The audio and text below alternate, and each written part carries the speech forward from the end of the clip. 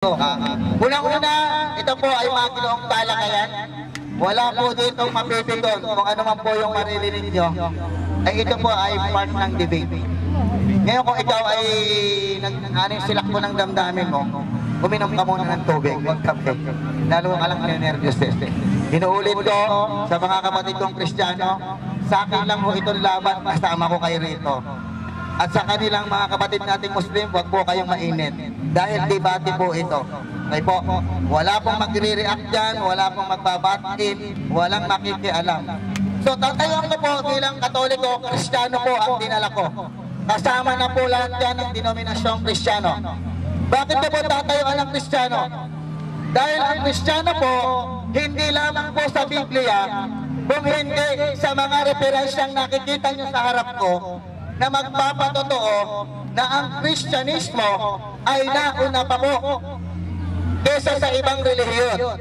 Patutunayan ko po yan mamaya pagka yung nagkaroon na kami ng rebat. Kaya nga po ang aming topic ay tungkol sa alin ang tunay na relihiyon, Kristyanismo or Islam. Gagamit ako ng Quran, Biblia at mga referensya. Ito ang nakikita nyo sa harap ko. Ito pong mga referensya na po, hindi po ito dinoktor. Yan po ay may mga ISBN number. Ano po yung ISBN number? International Standard Book Number. Meaning to say, standard. Hindi po yan bias. Pinapanigan po yan. Tinatanggap yan sa buong mundo. Ngayon, kung papasimulian niyo yan, nasa sa inyo na po yan.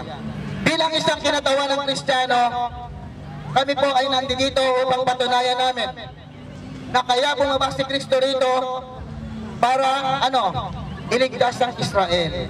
Pero dahil sa awa ng Diyos, kaming mga hentil ay nakanyang convert as a Christian.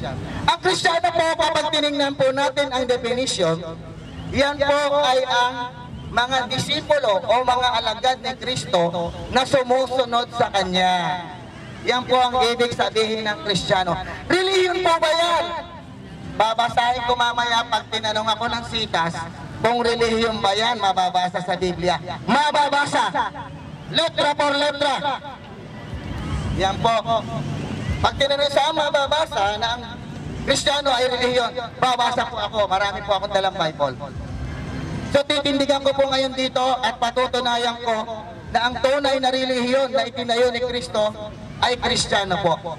Kaya nga po kami tinawag na Kristiyano dahil sa salitang Christian. Doon po kinuha yan, Christian. Kaya nilagyan ng IAN, ibig sabihin, mga sumusunod ni Kristo. Kapag pa po ang isang tao ay nabautismohan, ikaw po ay magiging Kristiyano. Ayan, tanong niya sa akin mamaya. Sasagutin ko yan. So ngayon po, nandito po ako ngayon upang patunayan ko sa inyo. At hindi po ako natatakot na tindigan na ang Kristiyanong pinaniniwalaan ko, pinaninindigan ko at aking pinaglalaban ang tunay na relihiyon na itinayo ng ating Panginoong Jesucristo. Ito po ang topic namin about sa religion. Nasa sa kanila na kung saan sila tatakbo. Ano po? Ngayon po, itong Kristiyano na po, napakatagal na po ito. Dahil ang Kristiyano po ay nagugat po yan doon sa Judaismo. Judaism po yung turn to Christianity. Sa Old Testament po, Judaismo po yan. Dahil may mga prophecy na darating ang tagapagligtas na Messiah sa Hebrew, at sa Greek na Christos, kaya po tinawag na Christian. Dahil sa salitang Christ sa English. Di ba? Sa Hebrew, Messiah. Sa English, Christ. Sa Greek, Christos. Kaya nga po nagkaroon ng Christianity. At ang mga sumusunod po, ang mga alagad ni Kristo ay tinawag na Kristiyano ayon sa mababasa sa Biblia. Sa referensya at footnote, siyempre sa Quran. Binabanggit po nila tayo. Ayan. Patutunayan ko po mamaya yan sa second rebuttal. Kaya nga po nakita nyo yung mga daladala ko po. Magtanong po sila dyan. Lahat po ng nandiyan, bubuklatin ko po lahat yan na patutunayan ko na ang tunay na Kristiyano na nag-exist during the time na wala na ang Panginoong Jesucristo at nangaral na ang mga apostol ay Kristiyano.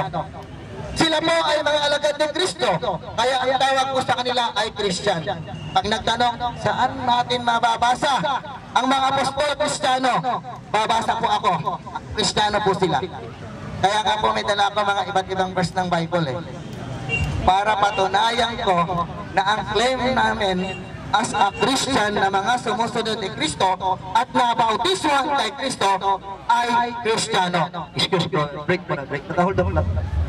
So, again, uulitin ko, patutunayan mo your first stand na ang tunay na reliyon ay Christianity. Kasi baka magkaroon ng ibang mami, yung Christian at Christianity, no?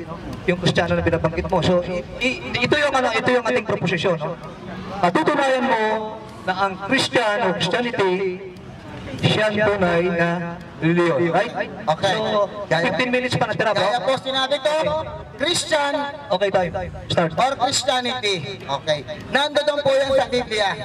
Ngayon itong Christianity, nag-ugat po yan nung bumaba ang Holy Spirit during the time of Pentecost Day.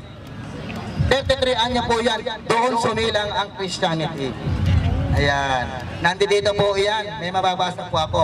Christianity ay si Kristo mismo ang nagtatag niyan. Ayan. Mamaya tanong nila sa akin yan.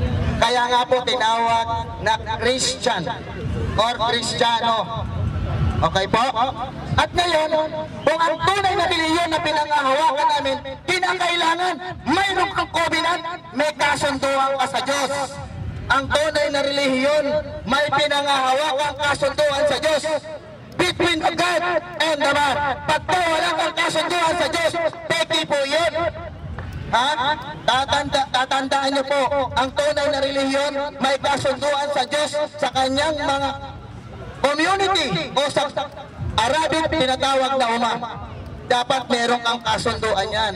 Dahil yan ang magpapatunay na ugnayan mo sa Diyos at sa iyo. Yan po. So ako po, may mababasa ako dyan na ang mga Kristiyano o ang mga unang mga disipulo apostoles may ugnayan kay Kristo. Kaya tinawag silang Kristiyano. Amen po? Amen. Napakaganda po niyan. Ano po? Tinatayo ang kurito ang Kristiyano. Ngayon, ako po bilang Katoliko, tinayuan ko rin that the Catholic Church is the true church founded by Jesus Christ. Hindi lang po Biblia ang nagpapatunay. Pati po yung mga dala-dala kong encyclopedia. Britannica, Punk and Wagnalls, Collier's Encyclopedia, Campton Encyclopedia, World Information Almanac, dala mo kapatid, pakilatag mo lang. Nandiyan po, wala po silang contradiction kung paano sila nagsimula.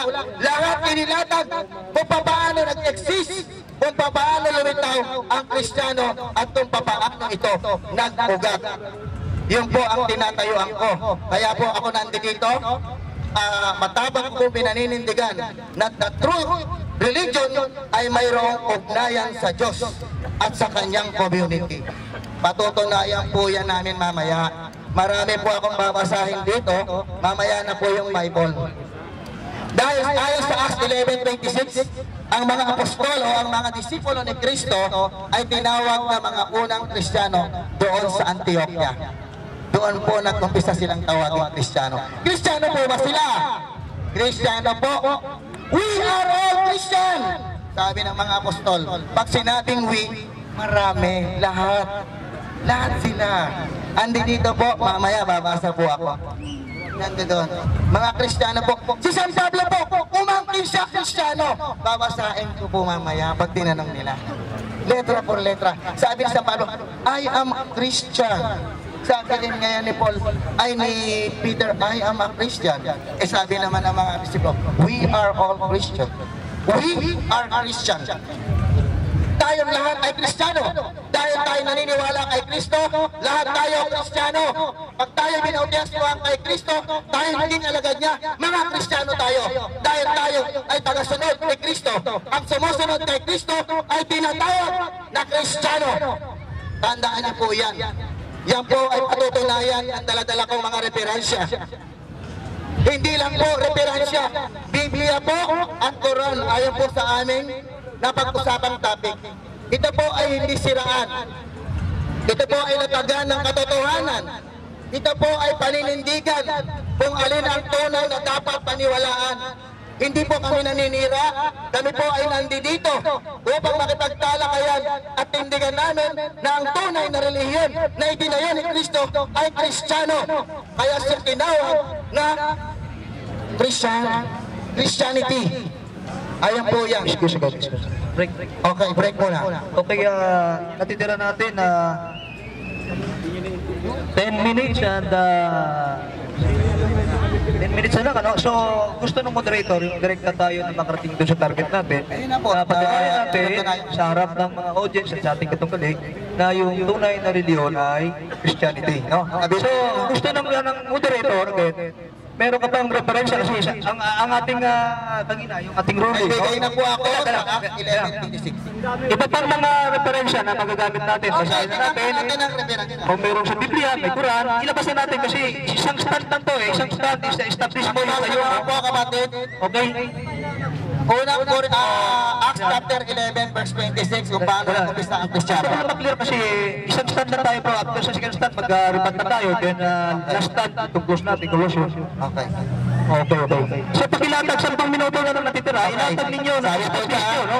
Yung matibay na katayan, talaga ang Christianity na siyang tunay na reliyon. Okay, time starts ago. Okay, babasahin po natin kapatid.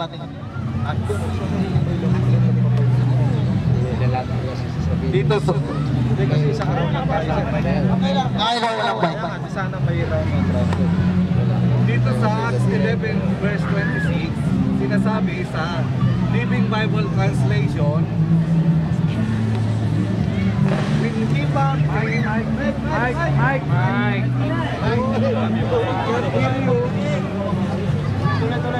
Hello. Dito sa Acts chapter 11 verse 26 ng Living Bible Translation, when he found him, he brought him back to Antioch. In both of them stayed there for a full year, teaching the many new converts. It was there at Antioch that the believers were first called Christians. Ang mga sumasampalataya sa Panginoon na na-convert ay tinawag na unang mga Kristiyano sa Antioquia. At ayon dito sa Canton Encyclopedia, sabi dito, the Roman Catholic Church is the true church founded by Jesus Christ. At ayon din po sa Word Information Almanac, mababasa po rito, the Roman Catholic Church founded by Jesus Christ. Ayon din dito po sa mga Britannican dala-dala ko, masakin po nila ito mamaya. Bubuksan ko po ito, makapal po ito, na wala pong pag-aalinlangan na Christianity or the Roman Catholic Church is the true church founded by Jesus Christ. Ayan po, baka naghahanap po silang totoo. Bumasa na po ako ng isa. I-reserve ko lang po na yan. Babasahin ko na po. The name of the church is derived from the base in the Rome, from term meaning universal. The word Catholic refers to the wholeness of the church. For many centuries, the Roman Church claimed to be the only true Christian denomination. Ano ba? The Roman Church no longer claims to be the exclusive custodian, revealed doctrine and the only true church. Basahin po natin sa Word Information Almanac. Roman Catholic Church, traditionally founded by Jesus Christ, 33 AD. Ayan po, mababasa po natin. Ano pa po ba ang gusto niyo mabasa?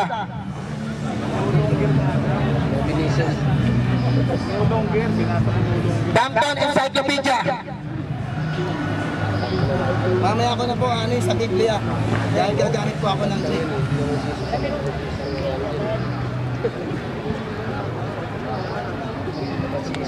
Meron ka na lang 7 minuto. Marami pa.